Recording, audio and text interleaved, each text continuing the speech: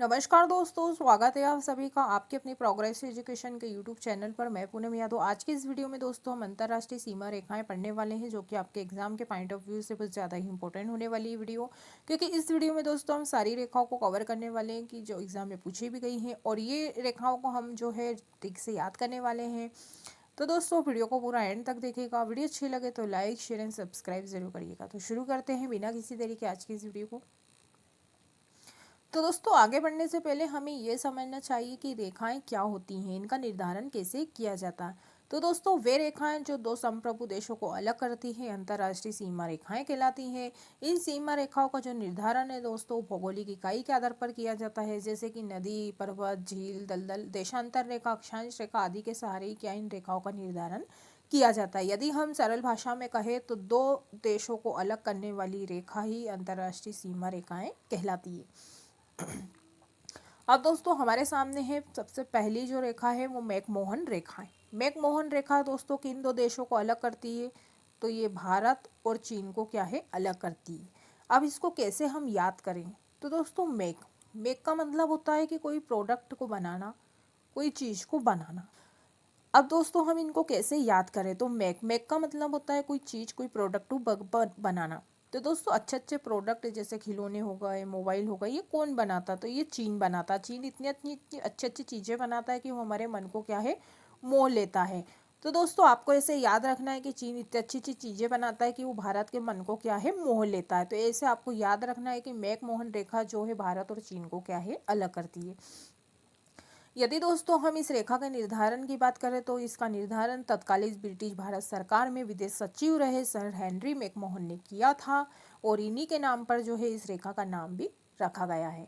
यदि हम इसकी लंबाई की बात करें दोस्तों तो इस रेखा की जो लंबाई है वो 890 किलोमीटर है, और ये रेखा दोस्तों 1914 के शिमला समझौते का ही परिणाम था, जो भारत और तिब्बत के बीच हुआ था।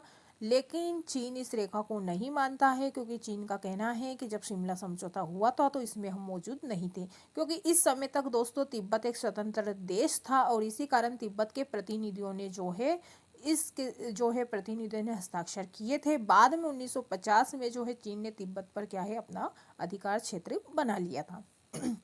तो दोस्तों आप मैप में देख सकते हैं, ये है चाइना, और ये हमारा अरुणाचल प्रदेश है, ये असम है, और ये बीच में जो ब्लू कलर की लाइन है दोस्तों ये हमारी ब्रह्मपुत्र नदी है, और ये येलो कलर की जो दोस्तों लाइन दिख रही है आपको, यही क्या है मैकमोहन रेखा है।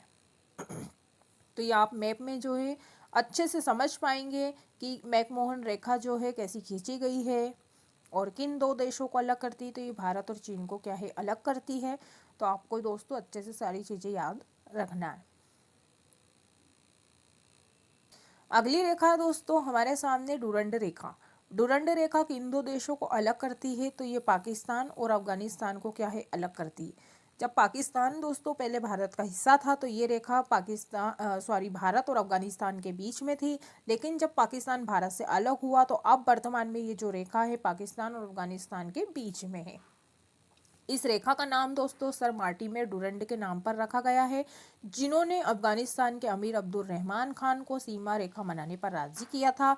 इसलिए दोस्तों इस रेखा का जो निर्धारण है वो 1896 ईस्वी में सर मार्टिमेर डुरंड ने किया था, और इसी के नाम पर इस रेखा का नाम भी रखा गया है। यदि हम इसकी लंबाई की बात करें तो इसकी लंबाई जो है 2670 किलोमीटर क्या है दोस्तों इस रेखा की लंबाई है।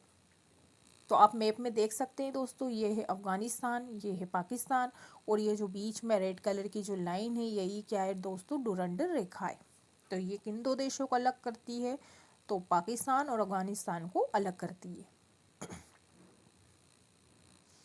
अगली रेखा दोस्तों वेरी इंपॉर्टेंट रेखा है, ये रेड क्लिफ रेखा। रेड क्लिफ रेखा दोस्तों किन दो देशों को अलग करती है, तो ये भारत और पाकिस्तान को क्या है अलग करती है। तो ये भारत और पाकिस्तान को क्या है दोस्तों अलग करती है। अब दोस्तों इसको याद कैसे करें, तो रेड रेड दोस्तों जब किसी खतरे का निशान होता है रेड, जब हमें किसी से खतरा होता है तो रेड का निशान लगा देते हैं। तो भारत को किससे खतरा है दोस्तों, पाकिस्तान से खतरा है, जो कि आए दिन वो क्या है सीज फायर करता है, भारत में घुसपैठ करता है। तो भारत को जो है किससे खतरा है, पाकिस्तान से खतरा है। तो ऐसे आप चीज़ों को क्या है रिलेट कर सकते हैं और याद कर सकते हैं।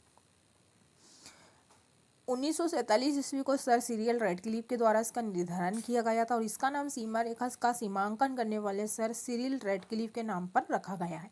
तो ये आपको याद रखना है कि 1947 ईस्वी में सर सिरिल रैडक्लिफ ने इसका निर्धारण किया था।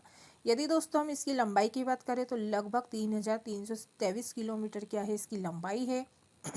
दोस्तों ये रेखा जो है राजस्थान में रेडक्लिफ रेखा की कुल सीमा की हम बात करें तो 1070 किलोमीटर है। यह राजस्थान के 4 जिलों में फैली हुई है। आप मैप के माध्यम से देख सकते हैं दोस्तों। ये है अब पाकिस्तान और ये है इंडिया, और इन जो लाइन दिख रही है आपको रेड कलर की, यही क्या है दोस्तों रेडक्लिफ रेखा है। रेडक्लिफ रेखा गुजरात के कच्छ के रण से शुरू होकर दोस्तों जम्मू कश्मीर के जम्मू में अंतर्राष्ट्रीय सीमा तक क्या ये फैली हुई है। पंजाब वाला हिस्सा भारत और पाकिस्तान सीमा का हिस्सा है, जबकि बंगाल वाला हिस्सा बांग्लादेश और भारत सीमा का हिस्सा है। ये जो आप देख रहे हैं ये क्या है, बंगाल और भारत सीमा का ये क्या है, हिस्सा है। और ये रेखा दोस्तों जो है पूरी दुनिया में चर्चित है। ये अंतर्राष्ट्रीय सीमा जो है रेडक्लिफ पूरी दुनिया में क्या है चर्चित है। तो ये आपको याद रखना है कि पाकिस्तान और भारत को कौन सी रेखा अलग करती है, तो रेडक्लिफ रेखा अलग करती है। चलते हैं अगली रेखा की ओर। अगली रेखा है दोस्तों हमारे सामने हिडनबर्ग रेखा। हिडन का मतलब होता है कि कोई चीज़ छिपी हुई है। प्रथम विश्व युद्ध के दौरान दोस्तों जर्मन और सेना ने इस रेखा पर क्या है रक्षात्मक बांधा बनाई थी, और ये किन दो देशों को अलग करती, तो ये फ्रांस और पोलैंड को अलग करती है दोस्तों। और इस रेखा को बनाने का श्रेय जो है field marshal Paul von Hindenburg और जनरल एरिच लुडेनडोर्फ को जाता है। तो इन लोगों ने क्या है इस रेखा को बनाया था। और ये आप रेड कलर का देख सकते हैं, ये जो रेड कलर की लाइन है दोस्तों यही क्या है हिडनबर्ग रेखा है, जो फ्रांस और पोलैंड को अलग करती है।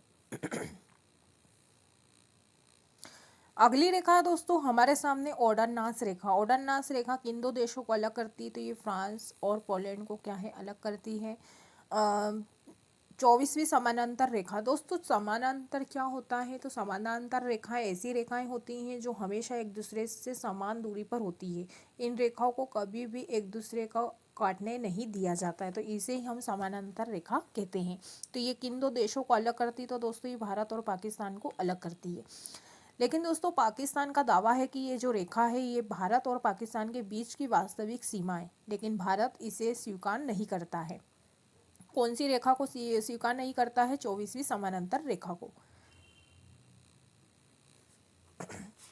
अगली दोस्तों 49वीं समानांतर रेखा, 49वीं समानांतर रेखा, ये किन दो देशों को अलग करती है, तो दोस्तों ये अमेरिका तथा कनाडा को क्या है अलग करती है।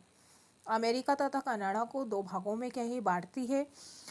तो ये आप देख सकते हैं 49वीं समानांतर रेखा है, ये इधर अमेरिका है और इधर क्या है दोस्तों ये अमेरिका है और इधर क्या है कनाडा है। तो ये इन दोनों को क्या है अलग करती है। अगली रेखा है दोस्तों 38वीं समानांतर रेखा। ये किन दो देशों को अलग करती है, तो दोस्तों ये उत्तर कोरिया तथा दक्षिण कोरिया के बीच में ये रेखा है। कौन सी 38वीं समानांतर रेखा। 17वीं समानांतर रेखा दोस्तों ये उत्तर वियतनाम तथा दक्षिण वियतनाम को क्या है अलग करती है। ये दोस्तों ये सीमा रेखा थी। यह रेखा साल 1954 के जिनेवा समझौता के तहत स्थापित की गई थी।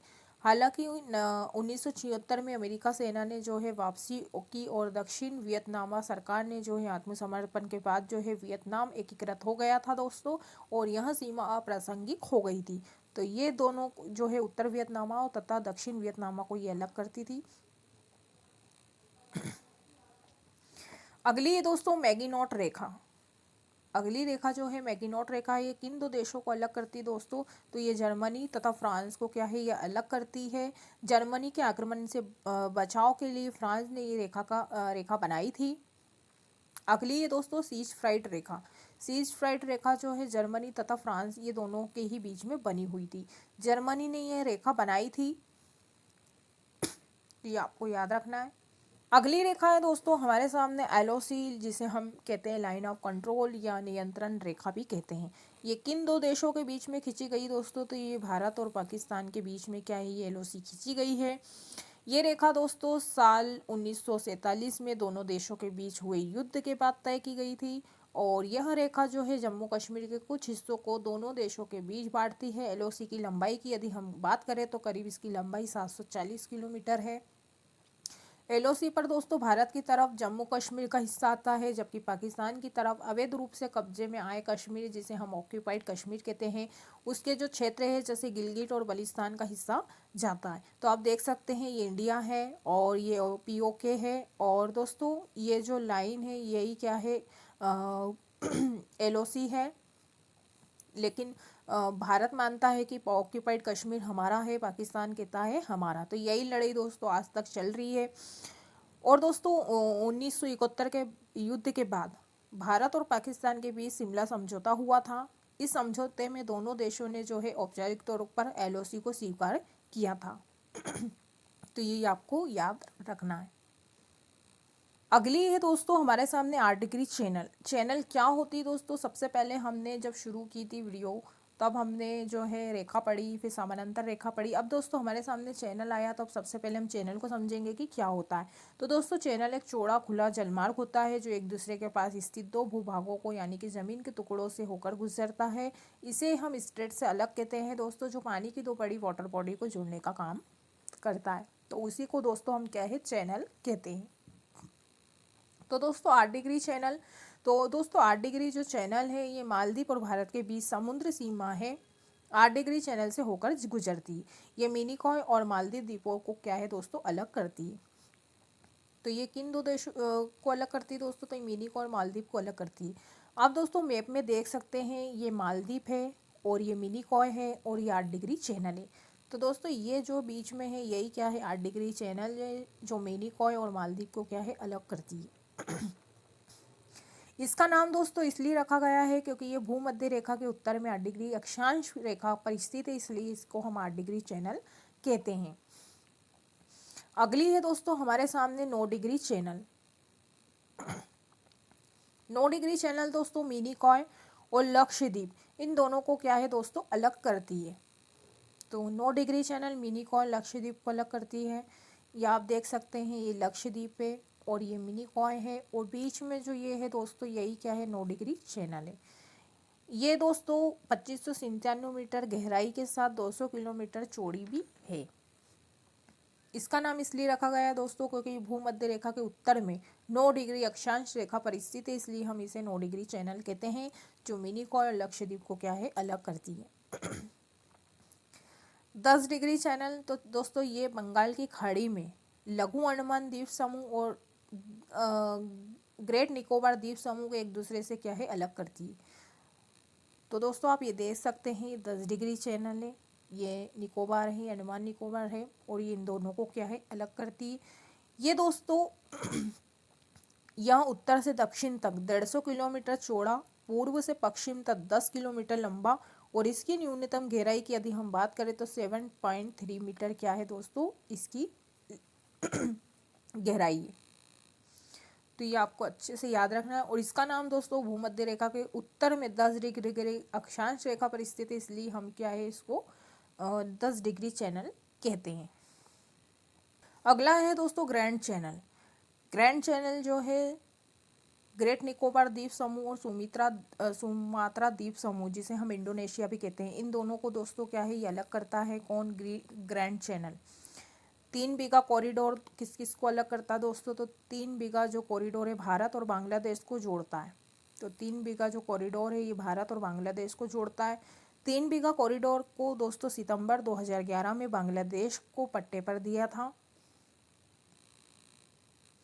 अगला है दोस्तों भारत और नेपाल के मध्यकालीन नदी सीमा बनाती है। पटकाई की पहाड़ियाँ भारत को म्यांमार से क्या है, अलग करती है। तो भारत को म्यांमार से पटकाई की पहाड़ी क्या है, अलग करती है, आपको याद रखना है। अगला है दोस्तों दक्कन पास। दक्कन पास दोस्तों किन दो देशों को अलग करता है? तो ये दक्षिण अंडमान और लघु अंडमान को क्या है, अलग करता है। तो आप मैप में देख सकते हैं ये साउथ अंडमान है और ये लिटिल अंडमान है, और ये जो है दक्कन पास है। तो इन दोनों को क्या है, ये अलग करता है। कौन? दक्कन पास। तो दोस्तों आज के इस वीडियो में बस इतना ही। मैं उम्मीद करती हूँ कि जितने भी आज हमने इस वीडियो के माध्यम से रेखाओं को पढ़ा है आप लोगों को अच्छे से समझ में आया होगा। यदि दोस्तों वीडियो अच्छी लगी तो लाइक करिएगा, शेयर करिएगा और कमेंट बॉक्स में कमेंट्स करके ज़रूर बताइएगा कि आपको वीडियो कैसी लगी। यदि मेरे दोस्त चैनल पर नए हैं तो चैनल को सब्सक्राइब कर लो ताकि हमारी रोज़ की वीडियो को नोटिफिकेशन आपको मिलते रहे। तो आज के लिए इतना ही, मिलते अगली वीडियो में, तब तक के लिए जय हिंद, जय भारत।